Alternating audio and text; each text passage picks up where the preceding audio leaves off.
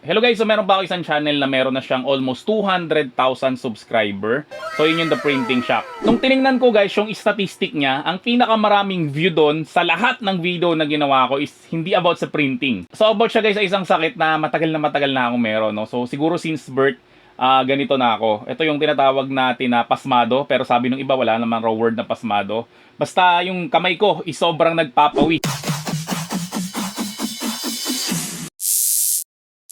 So bakit sinabi ko na since birth? Kasi di ba sinasabi nila na ang dahilan raw nito ay yung pag pumapasok ka sa school tapos pag uwi mo binabasa mo yung paa mo tapos nagiging pasmado ka, di ba? So ganun yung sinasabi nila. Kasi yung anak ko baby pa lang siya, napansin ko na nagpapawis na yung kamay niya. Naging conclusion ko nun guys is namamana siguro yung pagiging pasmado nga o laging basa yung kamay. So sa vlog na yun guys, tinuro ko kung ano ba yung naging gamot para sa akin. So para hindi umaba tong vlog na to, ang gamot na yan ang tawag guys is Driclor o Driclor. So para siyang roll-on guys, na gagamitin mo siya sa gabi. So ipapahid mo sa kamay mo, tapos sa paa mo, tapos kinabukasan ng umaga, pagkagising mo, saka mo siya babanlawan. Ang problema nun guys, masyado na siyang mahal ngayon. Kasi nung ginawa ko yung vlog na yon, ang isang maliit na ganito nun is mga 300 pesos lang.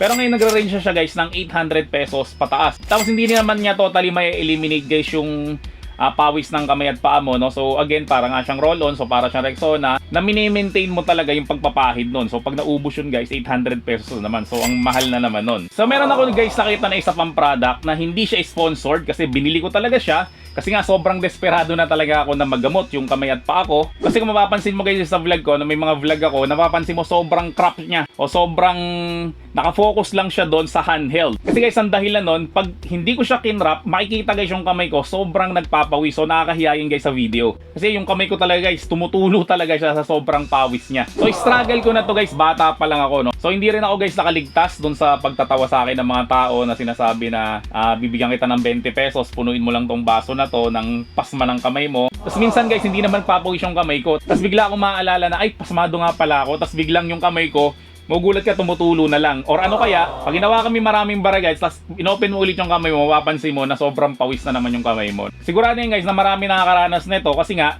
yun yung number 1 ko na video sa pinakamaraming views doon sa The Printing Shop na channel ko. So bago ko guys sabihin sa inyo yung product na yon, ito muna guys yung mga ginawa ko dati mula nung bata pa ako na iba-ibang paraan na sabi raw nila is makakagaling raw sa pasmadong kamay. So unang-una kong ginawa nun guys kasi nung bata ko wala kaming TV. So lagi kaming nakikinig lang sa radyo, lalo na kapag kagabi, nakikinig kami guys kay Ernie Baron. Every night guys, naririnig ko rin ang laging tinatanong sa kanya, ano raw po ba ang gamot sa pasmadong kamay at paa. So ang lagi niyang sinasagot ay ibabad sa maligamgam na tubig na may asin.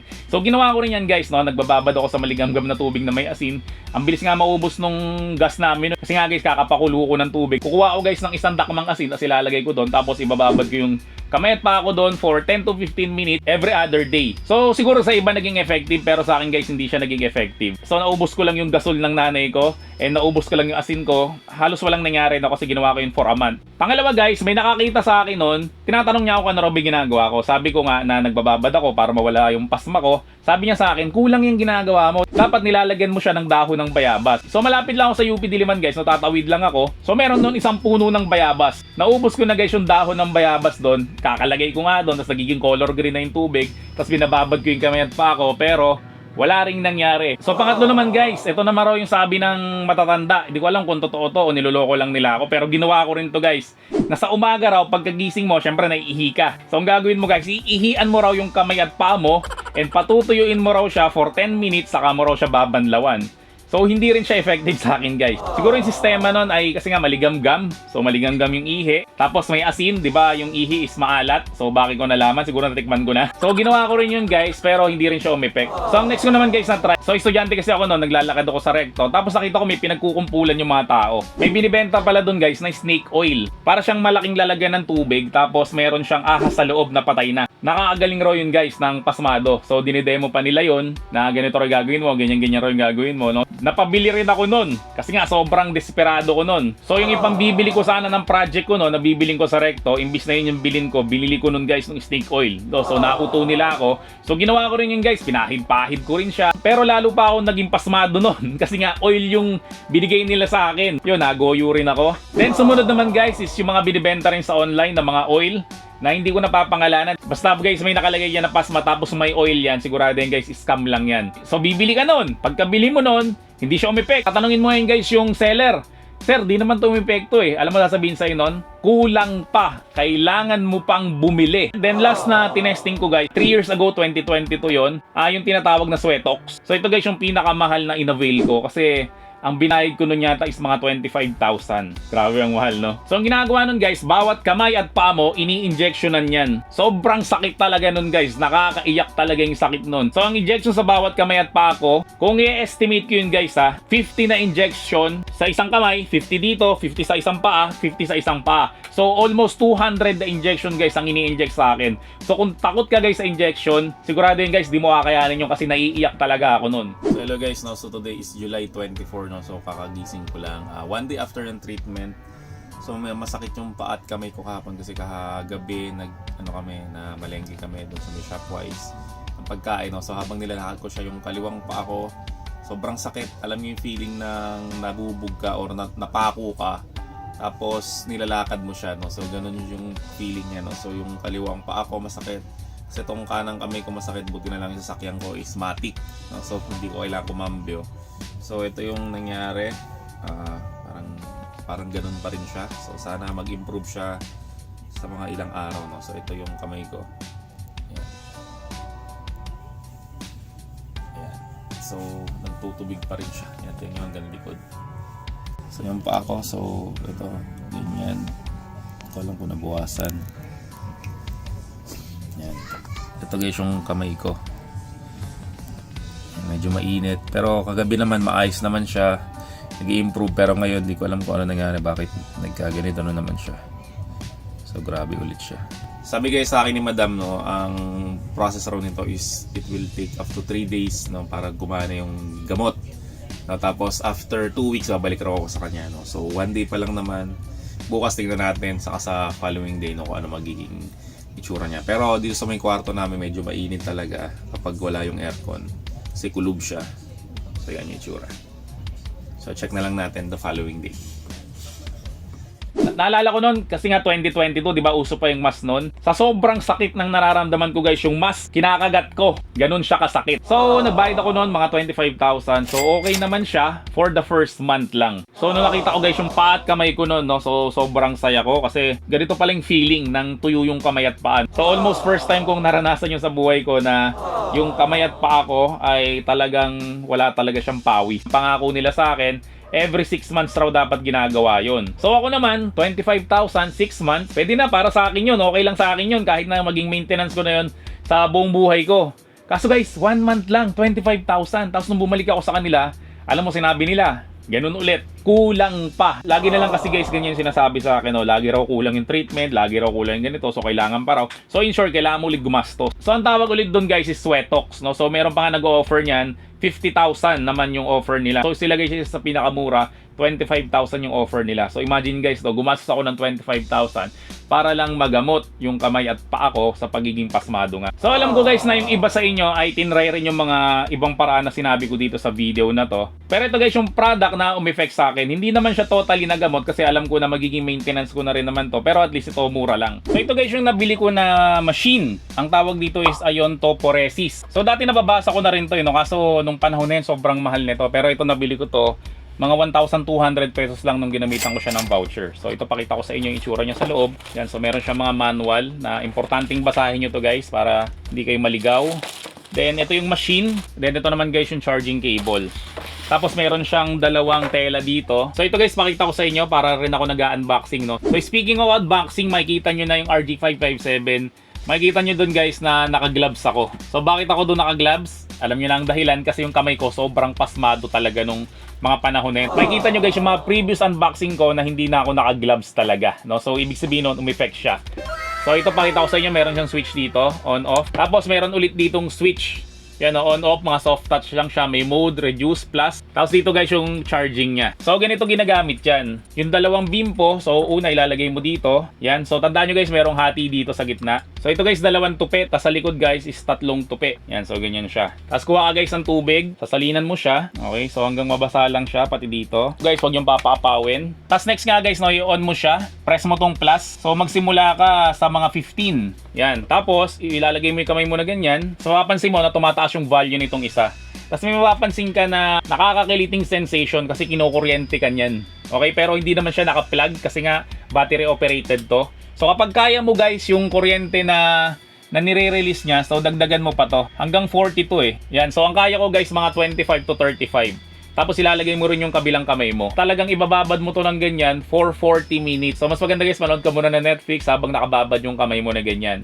So same rin guys yung gagawin mo dito sa paa mo. So ibababad mo rin yung paa mo dito. So kung kaya mo pa guys, syempre pwede mo pa itong taasan. Kasi guys, mas mataas yung voltage niya, ay mas maganda guys yung magiging effect nito. Tiisin mo lang talaga, tiisin mo lang. So sa unang araw nito guys, mapapansin mo na parang fake siya. Kasi lalo magpapawis yung kamay at paa mo. So sa pangalawang araw, ganun rin guys. Sa pangatlo, pag mga pang-apat at pang-lima, mapapansin mo guys na natutuyo na yung kamay mo. So hindi na siya guys masyadong nagpapawis. So everyday yan guys, up to 10 days gagawin mo to. Tapos kapag umeffect na siya guys, pwede mo tong gawin once every week or once every 2 weeks na lang. Sa una lang talaga guys na araw-araw mo siya dapat na ginagawa. Pero after nga no, yun nga medyo matagal mo na ulit siyang uulitin. So punasan ko lang yung kamay ko. So syempre guys, lahat ng treatment, syempre hindi mawawala dyan guys yung side effect. So ang unang-unang side effect dito na mararamdaman mo, sobrang kate ng kamay mo. As in yung para kang may hadhado, para kang may bunit. Mapapansin mo guys, may mga konting butlig-butlig dito. No? Sobrang kati talaga nun guys. As in yung hindi mo siya mapigilan. Talagang kakamutin mo na siya ng sobra. So yung iba guys hindi nararanasan yun, which is swear. Pero ako guys, naranasan ko talaga yon. Kahit guys sa dry chlor, naranasan ko rin yon.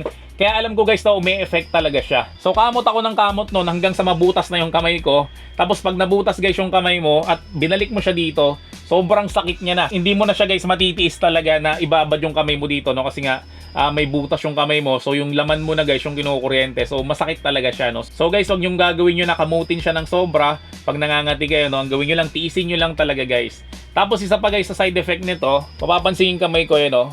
Sa sobrang dry niya, nagbabalat na siya. So nakakatuwa rin naman, no? Kasi pag wala kang ginagawa, inaalis mo yan. Pero yung dalawa na yun guys, kapalit ay tuyo yung kamay mo for the rest of the day, pwede na sa akin yun. Kasi guys, buong buhay ko talaga guys na talagang basa lagi yung kamay ko. Nakakahiya na sa mga tao, tas nakakainis pa na tinutukso ka nga ng mga tao. And lalo na guys, no, pa naglalaro ka, yung controller mo, yung cellphone mo, baka ma-water damage yan kasi yung pawis mo talaga guys, sumusot yan dun guys sa mga controller mo. Tapos yung mga artist pa nga guys, yung nagdo-drawing ka guys sa tablet mo or kahit yung nagdo-drawing ka sa papel eh. Di ba pa nagdo-drawing ka sa papel, yung palad mo nakalapag dito?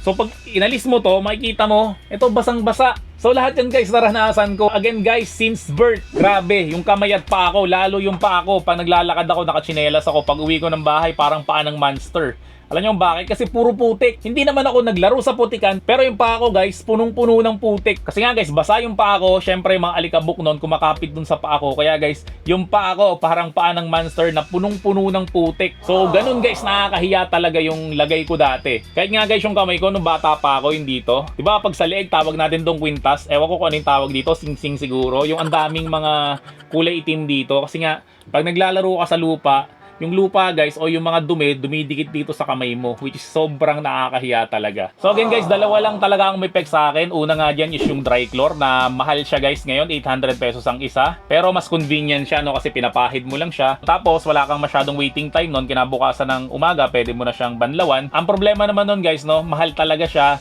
And nauubos siya. So pag naubos yun, bibili ka ulit 800. And ito naman yung ion to porosis, no? So sana tama yung pagkakabanggit ko dito. One time mo lang siyang bibilin. Yun nga lang, medyo hassle siya kasi 40 minutes per day for the first 10 days mo siyang gagamitin. So medyo malaki-laking oras yung mawawala sa'yo doon. Pero kapalit naman nun guys is ginhawa talaga. So guys, kung gamer ka naman, alam ko na rin na isa yan sa mga problema mo, no? Lalo na pag umahawa ka ng cellphone, di ba naglalaro ka ng ganyan. Yung cellphone natin usually glossy. So umaatake guys ang pagiging pasmado natin kapag glossy yung hinahawakan natin kamukha ng cellphone. Tapos sinabi ko rin yan guys sa review ko ng RG557 kasi nga ayoko ng glossy na handheld kasi pag glossy yung handheld, sigurado yan guys, no, tutulo ng tutulo yung pawis sa kamay ko. So alam ko guys, marami sa inyong naranasan yan, and syempre, kapag ka nagbibinata ka, no, nakakahiya yan. Alam mo yun, di ba, pag meron kang girlfriend o boyfriend, tapos hinuholding hands mo yun, di ba nakakahiya yun na hinahawakan mo yung kamay niya, tapos tumutulo yung kamay mo. Buti na lang yung asawa ko guys, pasmado rin, no, so tanggap na lang namin yung isa't isa. Pag naging adult ka naman, nakakahiya rin yung guys, kasi kailangan mo makipag-shake hands sa mga nakikilala mo, o sa mga nakaka-transaction mo, o doon sa bossing mo. So kapag hinawakan mo yung kamay niya, nakakahiya. Kasi dati, naging part ako ng isang networking. So isa sa mga kultura namin doon is kailangan mo makipag-shake hands sa mga tao. Tapos yun nga, lagi nila akong inaasar.